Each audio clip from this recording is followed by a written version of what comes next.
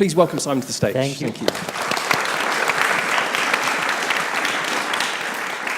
So my name's Simon, hello.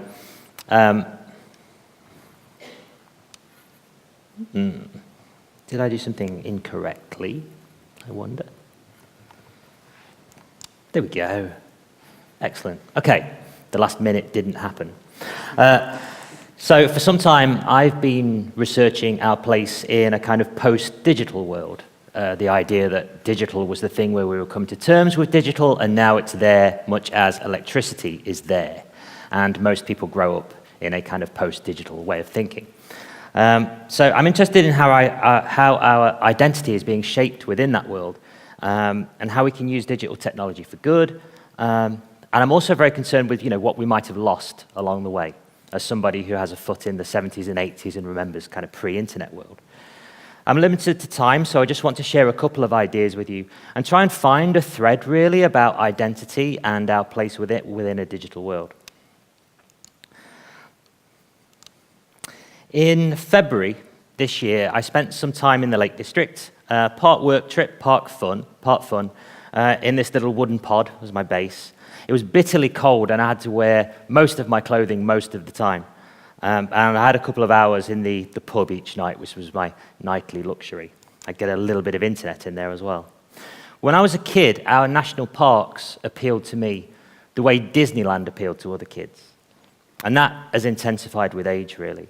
For weeks, I'd been tracing lines across maps and guidebooks and plotting routes, familiarizing myself with every detail of this particular landscape. On my second full day, I rose with the sun, and I made the summit of Bow Fell my goal. It was going to be a tough day above the snow line, so I carried extra layers and an ice axe and crampons, very exciting, and a compass, and a cumbersome old paper map, the hiker's vinyl record. It's pointless when you think about the amount of mapping that I actually had on my mobile phone with GPS and everything. Kind of redundant to carry it. I quantified the hike with my watch, and I made sound recordings with all sorts of different devices. But primarily it was my iPhone that I held close, capturing images and videos, field testing lots of different apps, and augmenting horizons, just holding this frame up to the landscape. I spend a lot of the day looking through that frame. And as ever in these kind of disconnected landscapes, far from 3G, I hoped that altitude might offer a little connectivity, an opportunity to contact loved ones, review engagement on yesterday's posts, and crucially, diarize the walk so far as a kind of Instagram story or something, because pics or it's not happening, right? The ascent was a struggle, a real struggle, but the icy summit offered amazing views in every direction, and crucially, at almost 3,000 feet, a signal. The signal quivered between edge, whatever that is, and 3G, and I managed to post my story. I sent a tweet. I texted my mum. Principally, I was able to exchange messages with my wife, Jerry. She was at that moment 10,000 miles away in Tokyo. Eventually, this signal weakened to a death, and I put my phone away and put my gloves back on to save myself from frostbite. I was invigorated by the challenging ascent, but also, I admit, very satisfied that I'd been able to get on the internet and document the day so far as a small dent on social media.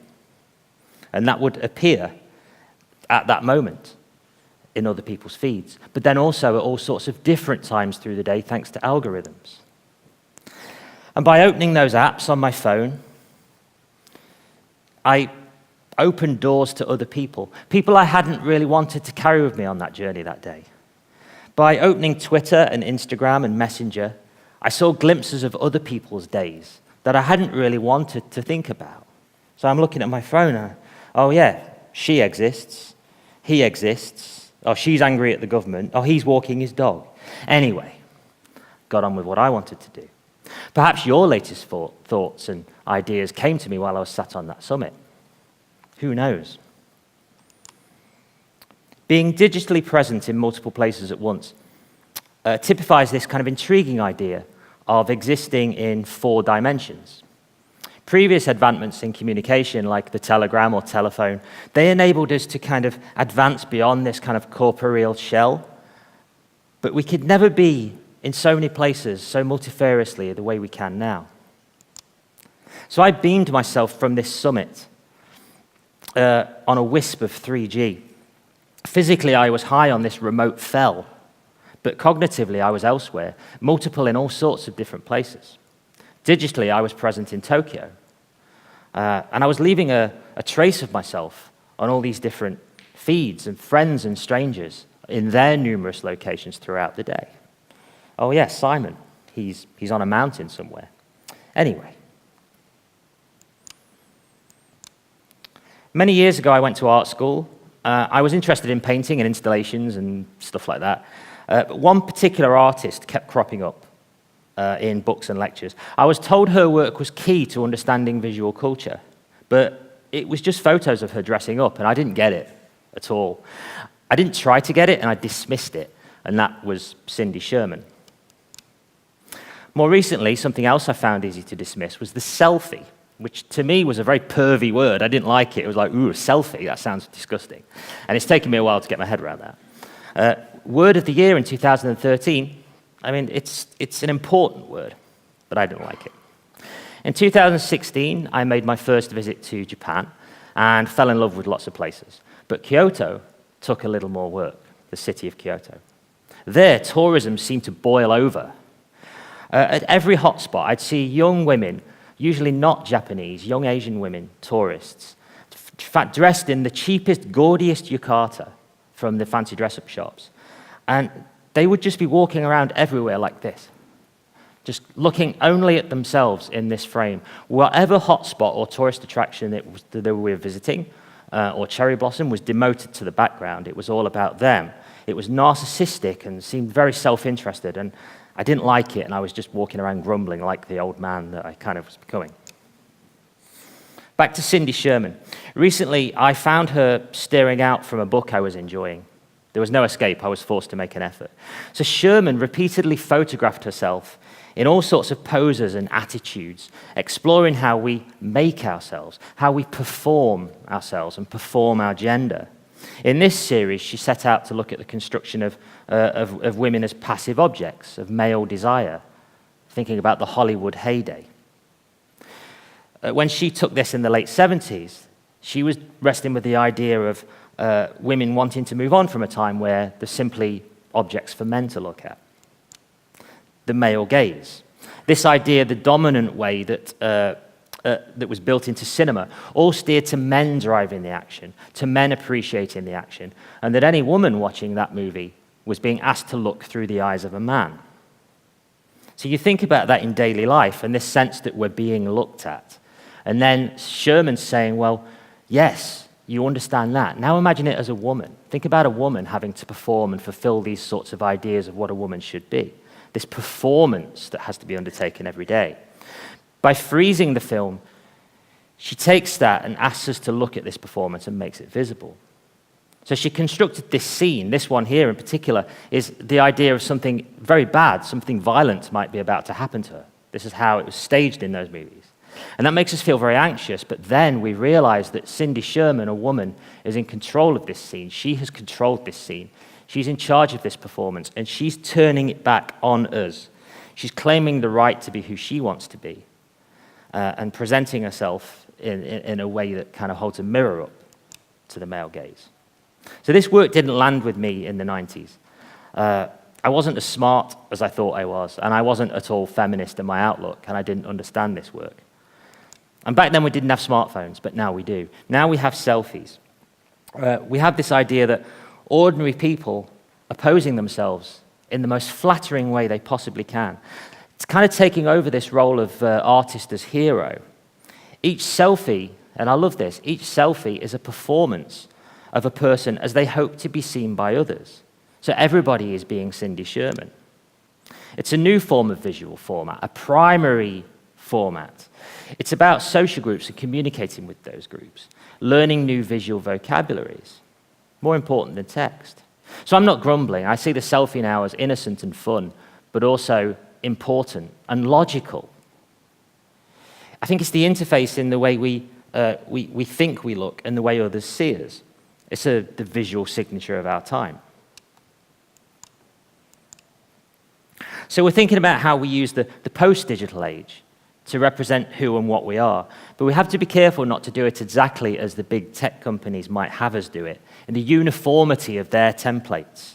We can play that game and use this scaffold, but what's the true timeless version of ourselves that exists without these? The real, genuine version. So earlier I talked about my love for mountains and national parks and all that. And as I've reconnected with the outdoors, I found my phone to be a generous partner. I found that I can hold it up to the world around me and learn more about that world through the apps I use and so on. After 2 decades in this industry, I've realized that phones and social media won't be going away. We all know that.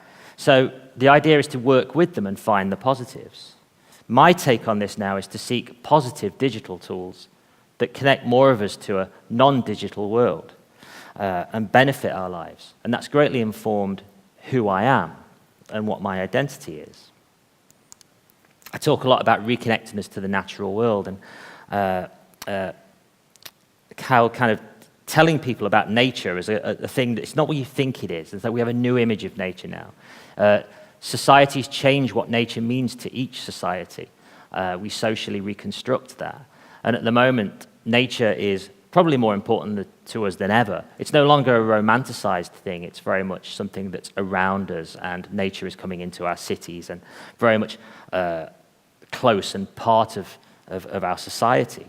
We are biophilic creatures. We need animals and plants. And it reminds me of what's happened in architecture when we think about design and the technology we use, and how architecture designed itself into a corner and then looked to nature to design its way out. It's interesting because it reached this kind of predicament. And I think maybe this is what digital tech needs to do. It's taken us so far away from ourselves that now it has a responsibility to help us find our way back. So I very much feel not less technology, but more nature. Anyway, these are the kind of things that are interesting me at the moment, and that are kind of part of the DNA of who I am and my identity, of coming through this industry and getting to a point where I've found something that means something to me that I can use to represent me, and hopefully help us all try and find answers to these big questions. And when I'm on Bofel, or when I'm using social media in those environments, and I'm reporting, and I'm putting things on Instagram, and I'm doing all this stuff, I still try to think about being in control of that myself, that it's up to me, that I'm not doing it at the mercy of those networks. I'm simply building on the tools they give me. So I use Facebook, and I use Instagram, and I use these things, and I wrestle with the ethics of some of that. But then I'm also using my own personal site and my own mailing list. And then also when I talk to somebody over dinner or I speak to a stranger, I'm also representing those ideas for real, with individuals, with humans, away from that kind of edifice of big technology. On Bofel, I was digitally reinforcing that image of me as an outdoorsy kind of person, as somebody who's thoughtful and a gentle kind of person. I think that's probably how I want to be perceived. Somebody who works within technology but is responsible and thinks about humans within that role. But I'm also doing it one-on-one with my wife and my mum when I text them or when I'm on Messenger. What's important is I understand where my identity is being shaped by the tools we all use, and where it stands apart from that, the real, more timeless version of me that exists. If Facebook suddenly takes away that big hero image of me in a Scottish glen, am I any less of that person, or do I still exist outside of that rectangle? I don't take many selfies at all, but I perform in much the same way. There's definitely a performance. In my way, I tend to collect tools and ideas and have them orbit around me and have them help represent who I am. I hope to present to you somebody who stands for something. That's my goal. So that was me, Simon, and they're the things I like to think about. Thank you.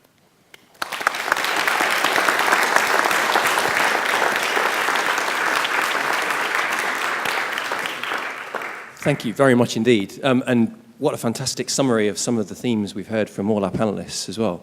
The thing that resonated for me most was I'm guilty too of dismissing the selfie as an older person, and when you describe it as a way to actually reclaim identity and the most effective way to define your own identity, then suddenly it made perfect sense to me. So thank you for that. Towards the end, you had this fantastic narrative, and it was a journey you took us all on through the art history of the process as well. I'm wondering if you've got a sense of what's coming next. When you were up on Bow Fell, where was your instinct taking you? What are the kind of tools that you want the next generation of identity construction to be about or to give you? I think it's my ideal is I think I'm realistic enough to understand that we will continue to use these devices. We will continue to want to try new shiny websites and services, and we will just keep doing that for a while until everything really gets bottomed out by some terrible hack, or we all truly get ruined by something in this process. At the moment, we're all like, oh, it's just another news story, another hack. So I don't know. We'll continue to do it. I like to think things we've heard today about how we're understanding how humans are more fallible, thinking about inclusivity, thinking about our place in the kind of the environments that we're brought up in and how we see things change around us. I'd love to think that we'll be providing smarter, broader, more open tools for people to use that reflect who they are as individuals. Doesn't it feel like we're constantly being sort of pushed into certain rectangles and boxes and ways of presenting ourselves that my Facebook profile looks like my mum's? Now, we are related. We're similar in some ways. but like, it should reflect me visibly differently, I think, and it should offer me an opportunity to represent a bunch of those things that I collect around me that make me who I am, that make you who you are, and so on, right? It should. I feel like in the future we'll be a little more under control of how we visually represent ourselves. Yeah. And I won't be constantly nagged by Facebook to fill in a particular piece of information every day, you know. That's interesting, because something you made me think of was maybe identity management becomes post-visual after this phase. And we can see tools like Tim Berners-Lee's Solid and Sovereign, the blockchain-based identity management service, giving users control back over the data and letting them retain it and decide how it's disclosed. There's no visual representation in that side of things, but it seems like it's an extremely powerful... It seems like a good foundation. So Tim Berners-Lee Solid is, like, a lot of people have talked about you having your own data and things orbit around you. So if you move to a new service, you take your data, and the friendships have already been created, your connections with other people, and that moves with you. If a service closes down, you move your data out of that beautifully into something else, and much of it will fit. And now Tim Berners-Lee is taking control of one of those things, so it has a very real chance of happening. Puts us back in control. Yeah, that's fantastic. It's logical. It seems to me that digital technology is just like everything that comes before. Everything has to learn from things that happened previously and already worked everything out. Like, so television didn't learn a lot of stuff that radio had worked out. And then digital design and technology is now, it runs around like it controls the world, and we're so smart, we're so fantastic. And then we're like, oh yeah, for 20 years we've been doing that incorrectly, and they already worked that out elsewhere. Right. Isaiah, I'm sorry, you were going to jump in there. Sorry. I need to go to the toilet, but I want to ask a question. Is that bad? Can you ask first? Yes. Yeah, we both want to go to the toilet. I like the idea of like a second self and sub-selves. I feel like the what you said about people, what you just said, but people, sorry, let me order it in my brain.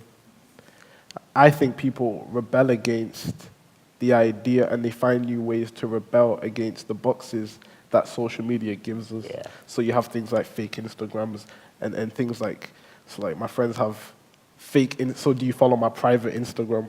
Do you know what I mean? So they have an Instagram that's public, then they have the fake Instagram or the private Instagram that's like more of themselves. A lot of people did it with Twitter for years as well, where there was one where they could really just tweet. Because you edit yourself on Twitter because you have a certain kind of persona. People are like, they're going to unfollow me if I write this or something, right? It's not so very then you true. have like a closer circle of like, oh, this is my true thoughts, and this is where I rant on, and this is where whatever. So I found that really interesting, and I like the idea of, like, I think it was really poetic. Your speech, I think it was really poetic in the way that you were speaking about like the signals going deaf. Yeah. And you know what I mean, and the telepresence. being present somewhere else, but also, and it's something that, I don't know, I just think about now, so yeah. It really appealed to me. It's a lovely thing to wrestle with, just this idea. It's not, don't think of it as a kind of a weird intellectual thing. I borrowed some of that stuff from books I've been reading. It opened my ideas to think about this, like, dimensionally, like what's happening to us when we put ourselves in all these, and we appear out of our control through the day in other people's lives. That's terrifying and brilliant and fascinating and something you want to wrestle with and play with, because it's kind of cool. It's a bit sci-fi. Yeah, your idea of this sort of quantum identity being present in more than one place at once is absolutely terrifying. It took me to go and climb a mountain, and then there's something I'd read and then put it together and be like, oh yeah, that's kind of cool. Yeah. It made me feel better about things in a weird sort of way. Yeah, absolutely. Thank you very, very much indeed. A round of applause for Simon, please. Man, crazy. I've learned a lot. Isaiah, you can go to the loo now if you need to.